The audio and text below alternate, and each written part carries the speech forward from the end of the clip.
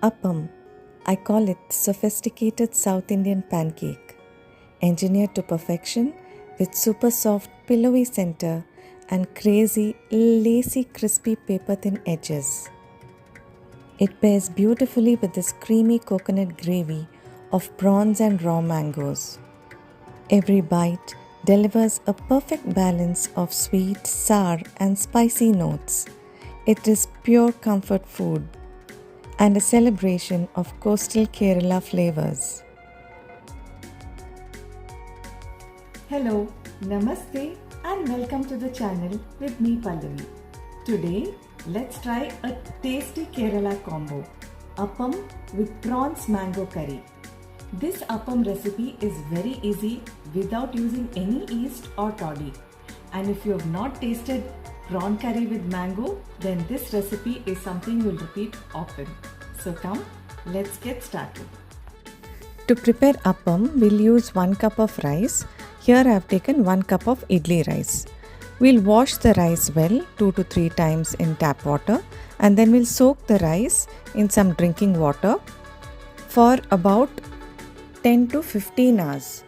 Since we are not using any yeast or toddy, we'll need to soak the rice for a long time so that the rice along with its water starts fermenting at this stage itself.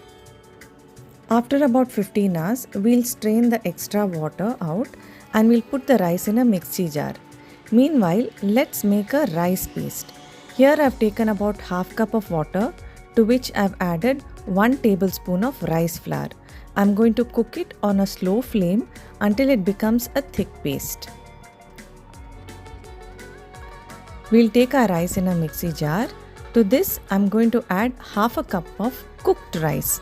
I have boiled rice here, so I have added boiled rice. You can use any cooked rice that you have. Half a cup of coconut. And we are going to mix this into a paste in our mixie jar. See, the paste is ground. It's coarsely ground now. To this, we are going to add our rice paste, which we made with rice flour, and grind it into a smooth paste.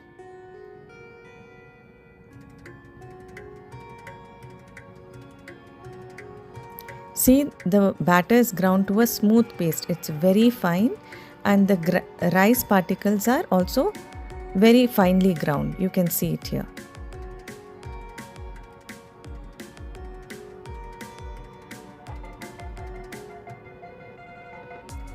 We'll transfer the batter into a large vessel which has enough space for the batter to rise.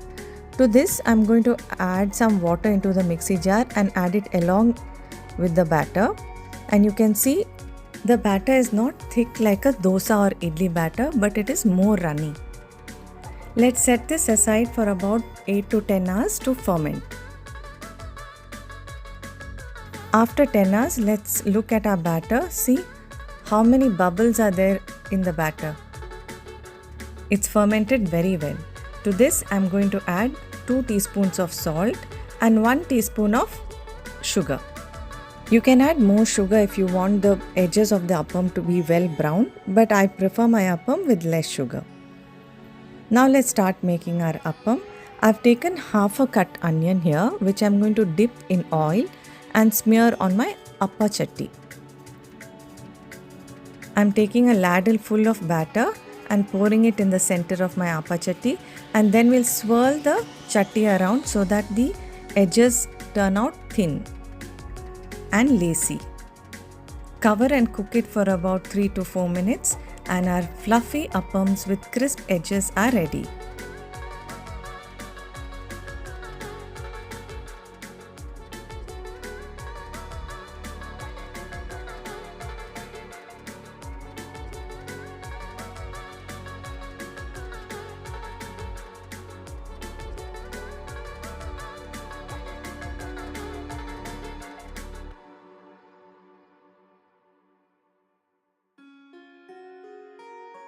To make chemmin manga curry or prawn mango curry, I have taken here 1 cup of grated coconut, 3 onions, 2 of which I am going to use for the masala, 2 green chilies, 1 I'll use for the masala, 1 large raw mango, 1 tomato, and 1 teaspoon of ginger garlic paste. I'll heat 1 tablespoon of oil in a large pan. To this I'll add 1 green chilli and 2 chopped onions.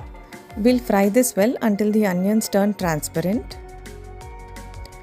Once the onions are transparent, we'll add ginger garlic paste and fry it again for 3 to 4 minutes. Then we'll add turmeric powder, 1 teaspoon of chilli powder, half a teaspoon of pepper powder and 1 teaspoon of coriander powder. Let's give all this a good stir.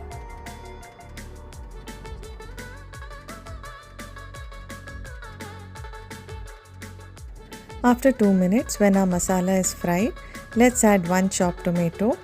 Mix it well, cover and cook it until our tomatoes turn mushy.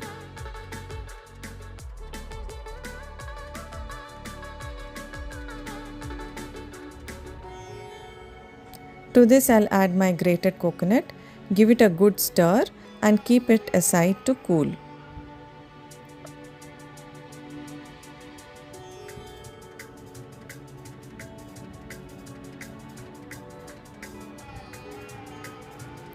Once our mixture is cooled, we'll transfer this to a mixer jar and grind it into a very fine paste.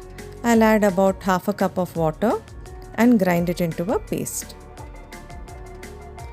In a large pan, we'll now take 1 tablespoon of oil and heat it up. To this I'll add half a teaspoon of mustard seeds and let it splutter. Then I'll add 1 sprig of curry leaves, 1 slit green chilli and 1 onion which I have chopped. Let's saute all of this until the onions are transparent.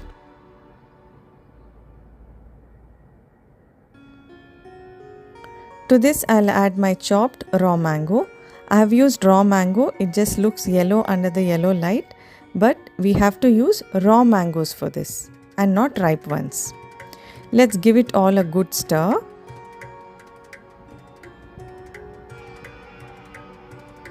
We'll now add our finely ground masala paste.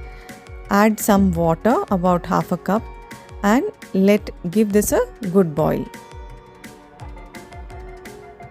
Once our masala is boiling, we'll add the prawns here. I have taken 25 prawns which have been cleaned and deveined. To this I'll add 2 teaspoons of salt and I'll cover and let the prawns cook.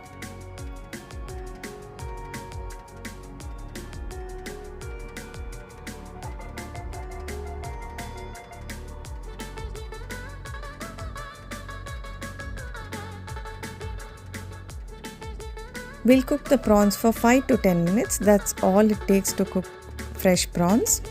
And then we'll add half a teaspoon of Garam Masala Pwd.